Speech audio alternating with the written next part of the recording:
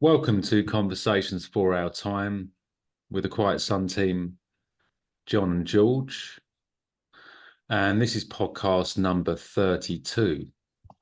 And this is the mini series of Grand Solar Minimum, part 6. So last week we talked about the solar eclipse, which happened back in April. As we explained at that time, we had a few recording issues, so obviously it took us a while to sort that out. This week, what we're actually going to be talking about is a few different subjects. So we're actually going to be talking about the most recent geomagnetic storm, which actually got up to G5. And on the KP index, it got up to 9. Now, everyone's been talking about the auroras that they saw in different parts of the UK. It's quite rare for these auroras to get down this far. But in days, the ancient days, there were actual reports of auroras going down as far as places like Cuba. So although it's rare, it's not unheard of. And the reason for the auroras coming further down, which I'm sure George and me will discuss a bit further, is because as our magnetosphere is waning due to the north and south magnetic poles moving, which have been going since 1850, around the time of the Carrington event, what that does is that allows more of the solar winds to actually penetrate into the atmosphere. And then you'll be able to see the the different forms of color corresponding to the nitrogen and oxygen in the air, which is why we see these auroras. So we'll also be discussing ice ages and magnetic flips and reversals. So there's still some debate under exactly what's going to happen in regards to the magnetosphere, but we do know that the atmosphere or the strength of the atmosphere is declining. And this corresponds to what's also happening in regards to grand solar minimum. So it's a really complex subject. There are some books that have been written about this, like Robert Felix wrote Magnetic Reversals and Evolutionary Leaps. And there are other books out there, of course.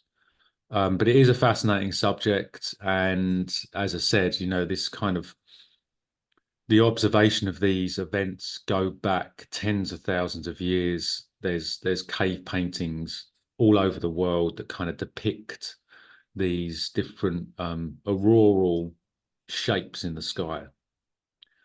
So we'll dig right in, and it will be a really interesting podcast. So I hope everyone enjoys it.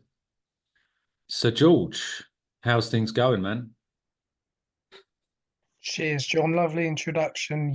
Yeah, things are going really well. Thank you very much. Yeah, we've had a few issues with recordings, but I think we're over that, and we've moved forward, and we've had some fun and games regarding that. A lot has been happening this week with regards to this geomagnetic storm, and I'm going to break down the science of it, or what, just to break down how these things occur in order, because there's a big again with the truth and freedom movement. I have to say, um, they've done it again in terms of jumping on. I'm saying this with kindness and love, jumping on the bandwagon, and they're harping on about HARP again. And I have said it in previous podcasts, that we've done, you and I have John, have done. These events we're taking only into consideration, well, they are only taken into the consideration the last 50, 60, 70 years when they've had this technology.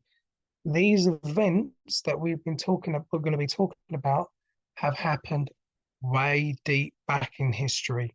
Yeah. People are forgetting this and jumping on the bandwagon with HARP. Now, I'm not denying HARP, I'm not denying the geoengineering, but I'm also expressing the actual facts of natural phenomenon as well.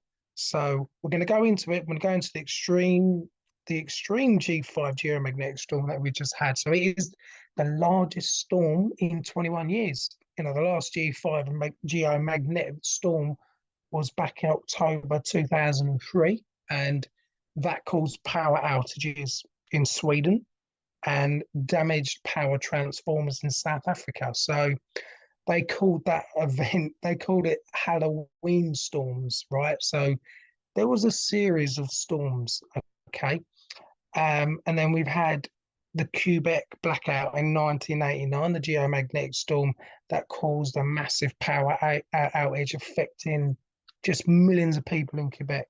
I know this is still recent times, I haven't gone into deep back, but it was just some background information that they are rare events for us, no problem.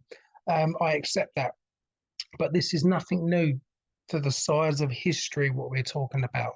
So let's just go into how our geomagnetic storms are measured.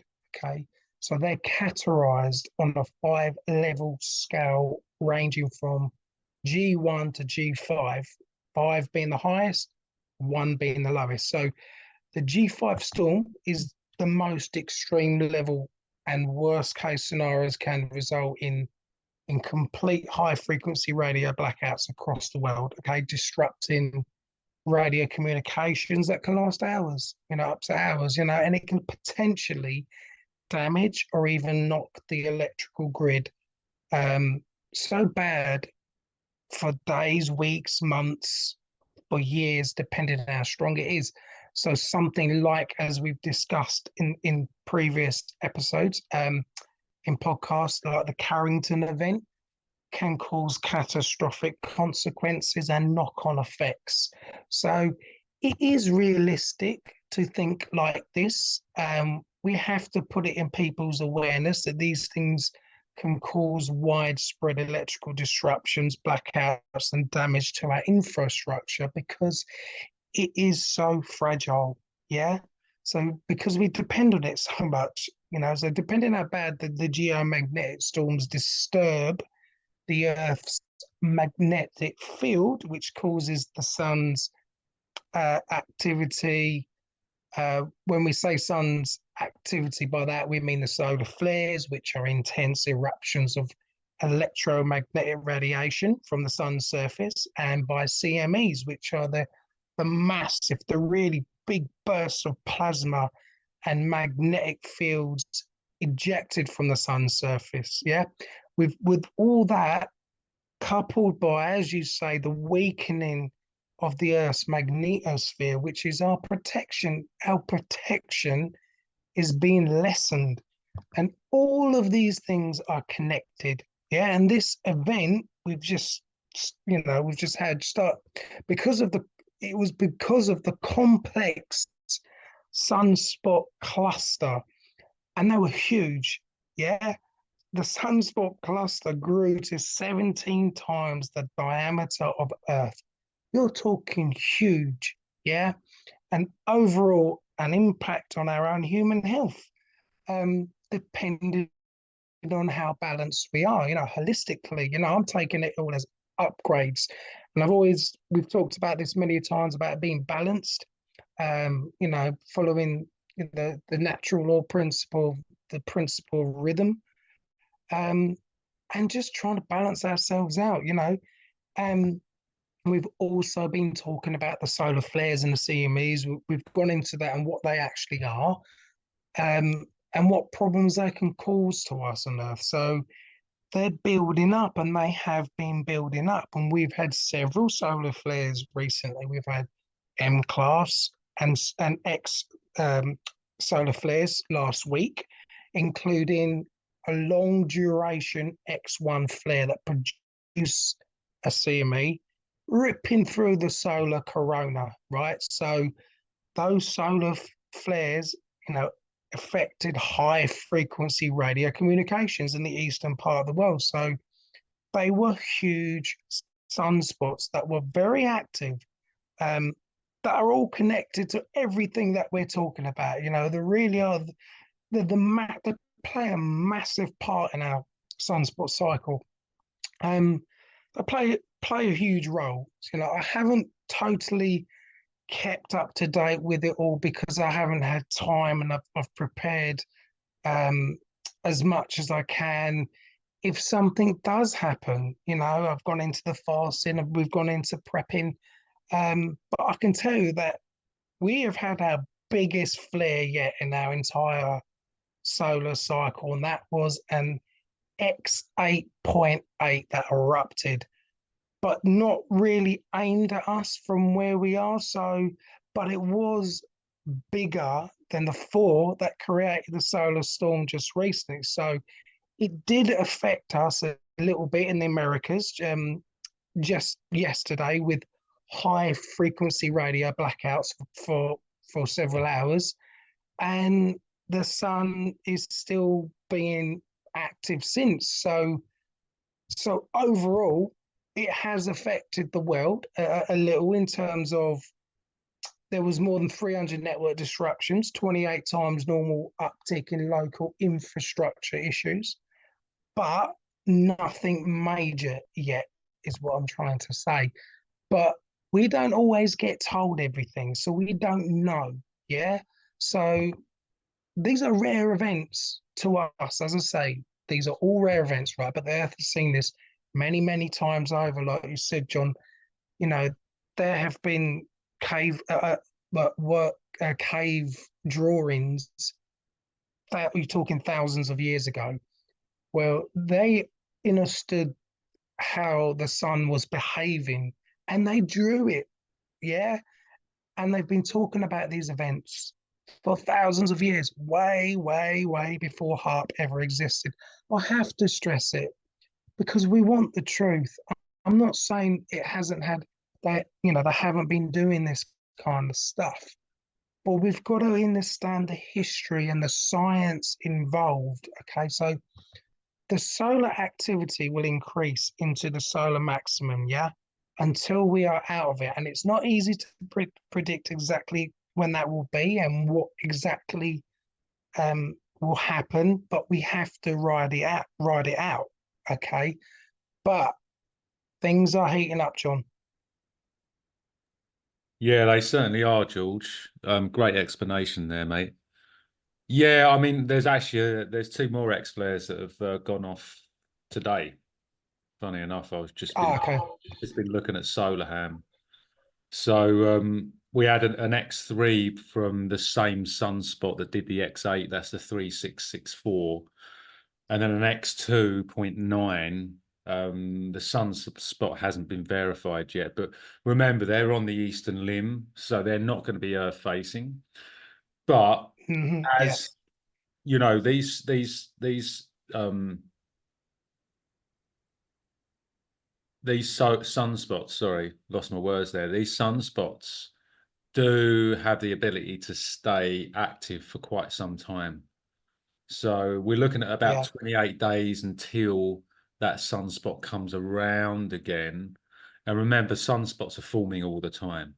And as you said, we are in solar max. So, you know, it's we're in solar max, so that there's the potential for a lot more um, activity to happen. And, you know, we've got to be aware, as you said, George, look, there are accounts that go back way into the past, hundreds of years, if not thousands of years. People talked about this type of thing. They didn't probably know what it was, 1,000 years ago. And there are cave paintings that go back 40,000 years, 40,000 years, that show depictions of things like Jacob's ladder, which is an aurora plasma producing shape in the sky. So look, I'm not denying, um, you know, that there is a certain amount of weather manipulation. But Diamond did a very good short piece on HARP. HARP cannot produce auroras all over the world. HARP is in Alaska, Canada, and you're they can only affect a very small part of the ionosphere, right? And they haven't really been very successful. We know they cloud seed, we know they do lots of things, but the Earth is a very, very complex system. It's so complex, humans cannot understand it. We cannot predict the weather from one day to the next very accurately at the moment. So, it makes me laugh, and I'm not, this isn't to criticize or patronize anyone that thinks this, but I really feel that there's a real disconnect with nature here, and also that when you have no control, even if you think someone else is controlling it, for a lot of people, it's better to think that than that we don't have any control over what's happening. It's very difficult to get yourself in the mindset of adaptation. And the science we know now of what is actually happening, and we see these things, we can really appreciate the beauty of it. Way back thousands of years ago, imagine what they would have been thinking when they didn't have the science to understand it. Now, they may have thought it was the gods. They may have thought the gods were punishing them, right? They may have been really scared. They may have been fascinated. Maybe, we may never know the facts. But it's really important that people consider that not everything we're told is a lie, right? There's always an element of truth. But the other thing is, what do the narrative makers have to gain out of saying they're controlling the weather, right? Now, my personal interpretation of this is that they can then claim that they are cooling the planet because they've been harping on about the planet warming, that CO2 is warming the planet. Yeah. So it's in their favor to pump out this propaganda. That's my opinion. I might be wrong, but I don't feel at this particular time I am wrong. I feel like, um, you know, I'm really doing my best to listen to my intuition rather than being swayed by fear porn, basically. Because if someone's controlling the weather, what hope do we have? Because they can do anything. They can do anything they want.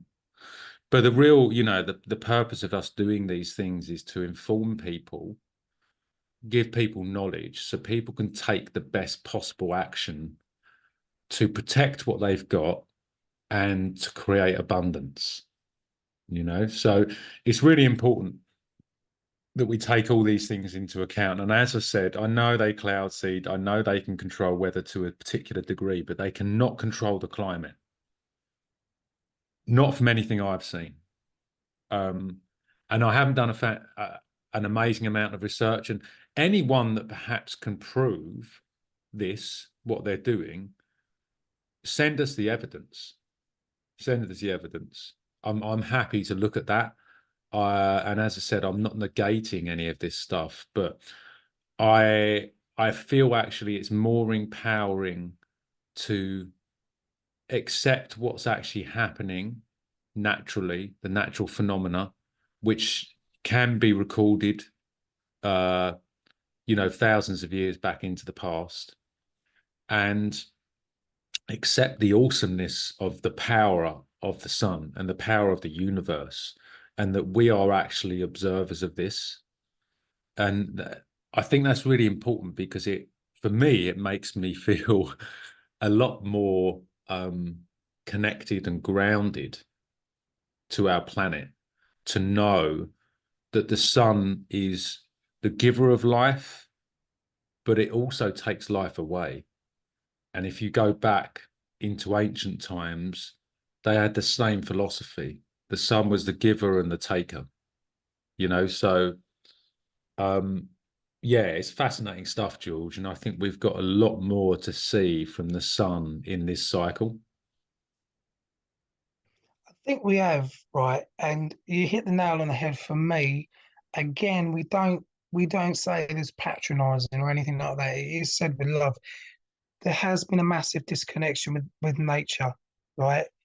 Um, and that's the issue. I feel that nothing that they can create will ever be bigger than what nature has. Nature has created bigger. I mean, we had another um, a volcanic eruption today, and in I think it was Ibu in Indonesia. But look, they can they can create earthquakes too. I'm not denying that. The research has been there, but these massive earthquakes and volcanic eruptions, they go back thousands and thousands of years, and they did not have this technology then. They could not have possibly have done it then, right? So it's just to put that reminder there, and I have to admit, I am nervous, right? Because it's getting a I'm not that one who drops into fear, but I'm a little bit concerned about these solar flares and what is happening, because it's a lot now, and we are getting things are feeling like they're heating up with regards to our sunspot cycle. But nevertheless, what can we do about it apart from working on ourselves, preparing? We have to go with facts, because I've seen no evidence that Harp has done this. I've seen no evidence. We need to go with the facts. And what we're saying and what we're talking about makes more sense because of the history. I understand the word his story. I'm very well versed with the language that we speak. Um, there's our evidence out there that just goes back thousands and thousands of years, and people haven't seen that. But on the more positive note, there are more people I have seen on Facebook over the years are taking into consideration of what we've been talking about. Um, and another part of this podcast that we want to go into is we want to start off with what has happened the past tens of thousands of years, and we're going to go into a little bit of ice ages and how it's connected to magnetic reversals and magnetic excursions, because this is all interconnected by nature, and we have to accept that, and we have to learn.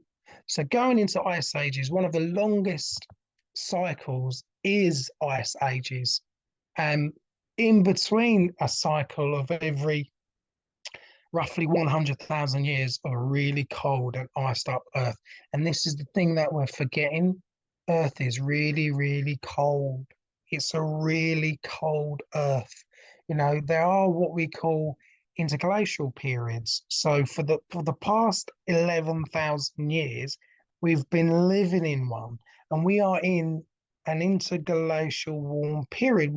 We are in what we call the real global warming, and this is called the Holocene warm period. Okay, so we live in a tiny speck of time, considering the Earth's history, and that's big, of when it has been warm. So people think it's been like this all the time. It hasn't. We've got to check out our history. It's there for us to put the pieces together. So in general, it hasn't been like this all the time, this warm period. This world, as I say, is very cold. And we're not really told much about it unless you actively look at the Earth's history yourself.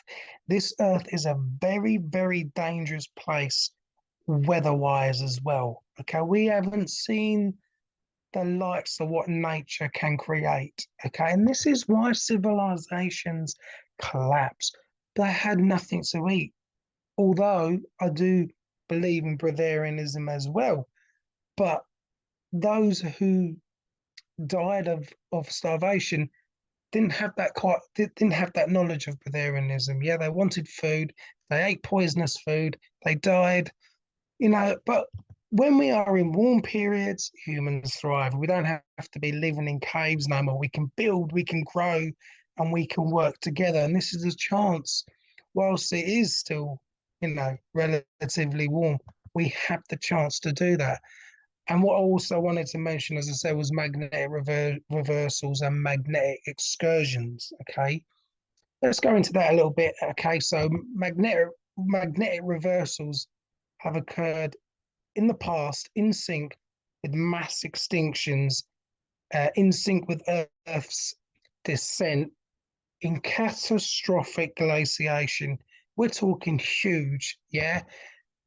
And new species arrived very quickly. Nothing to do with Darwin's gradual evolution. It's totally wrong. And I've looked into this, and I'm confident to say, look, it's wrong. Um, and new kinds of plants and animals appear in geological records almost immediately after extinctions and after geomagnetic reversals. It's a cycle. That is, again, a cycle. And this is what we got to learn from. So 11,500 years, that was the end of the last ice age. Why did it happen? It's a cycle. And when the magnetic reversals happen, this is the key thing to understand. We temporarily lose our shielding, and that's the magnetic field, that's the magnetosphere. And that's when mutating, causing cosmic rays bombard the Earth, these charged particles, right? And there are also what you call magnetic excursions. So the magnetic field is changing, weakening, and affecting the poles. So the magnetic excursions, they're not really full reversals, yeah. And some of it is a bit like you may look at it as an aborted reversal, yeah. So it doesn't flip at as such, but it still causes havoc. Okay. And you know, I'm not trying to fearmonger or anything like that, but let's just say for now, regardless, I know there's going to be all arguments about the shape of the earth, and I never want to get into it, but let's just accept for now something extremely significant. It happens to the poles, right? And it has been happening for a very, very long time. Let's just accept that, because there has been at least 12 ice ages that correlated with magnetic reversals and excursions in the past 2 million years. And this is recorded.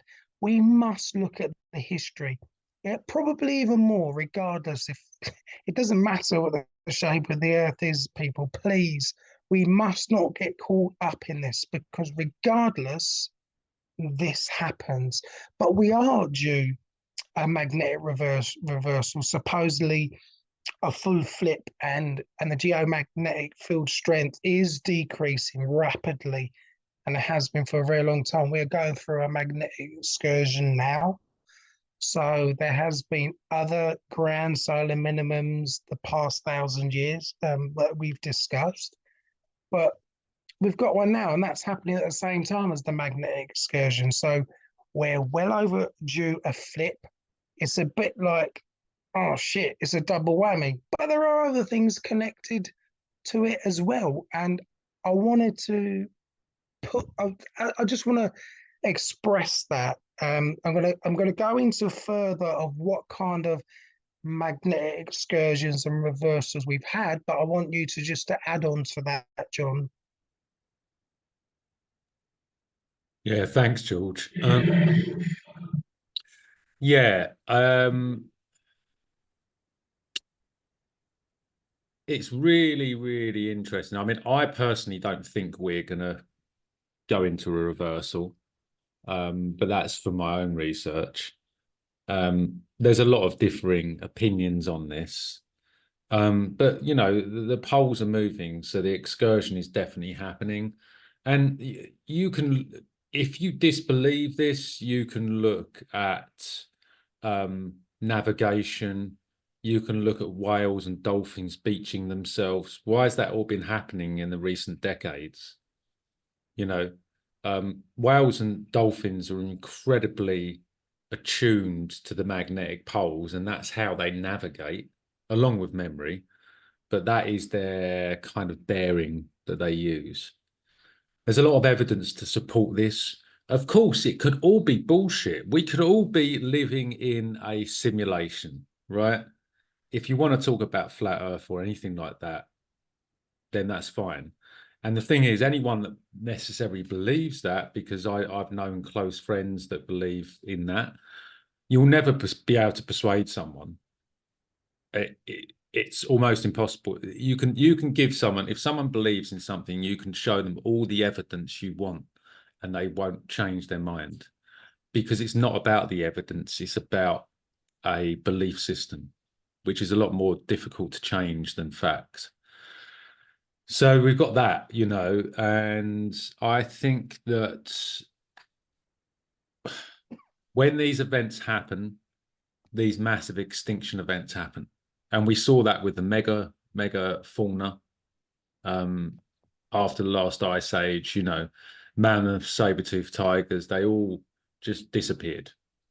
And in their place, species, or as Robert Felix talks about, speciation, where you have very quick, evolutionary speaking, very quick succession of species taking the place of the previous species that will probably be very similar, but they will be more adapted to.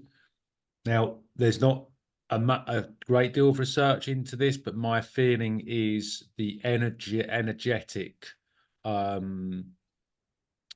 particles that are happening on the planet at that particular moment.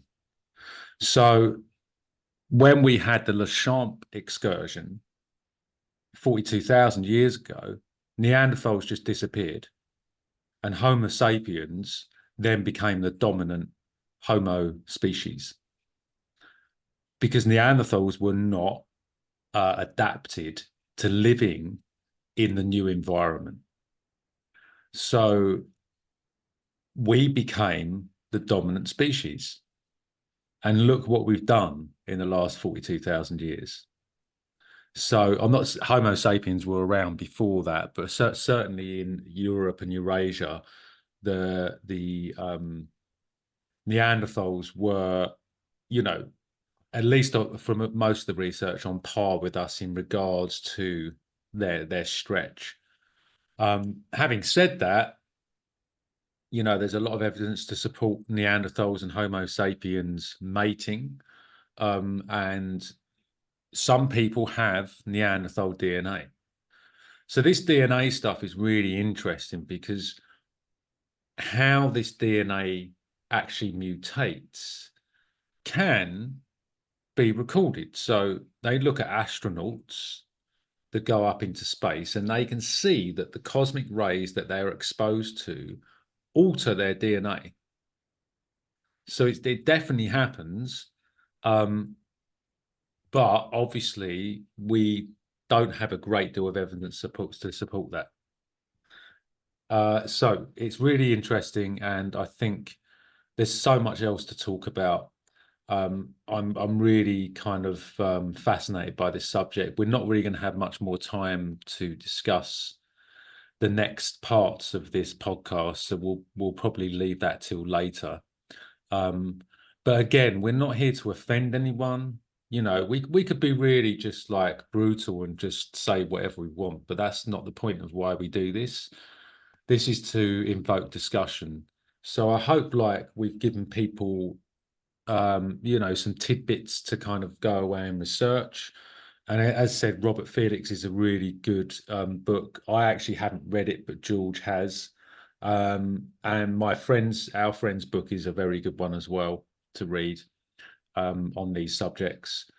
So yeah, I mean, I'll kind of hand you over to George for the last minute or so, and I'd just like to say thank you to everyone for listening and supporting us, and I hope you're enjoying what we're putting out. Yeah, thanks, John. No, I appreciate that. Yeah, I'm gonna leave the links to a couple of podcasts with Robert Felix, and his books are really hard to get, really, really hard to get now. Unfortunately, he's passed away a few years ago, so his books are not easy to get. Um, but yeah, there's a whole lot of history. This is what we want to do. We want to bring the history into it. We want to bring the science into it. Yeah, it's too easy to just say harp is what we're saying. When we bring this together, it starts to make a bit more sense. You know, it really, really does. So yeah, thank you for listening. I'm going to go into further of the history of the magnetic reversals and excursions in the next episode. We're going to talk about other events as well, which has a massive impact on us. So thanks for listening, folks, and please join us for next week's show. On 5.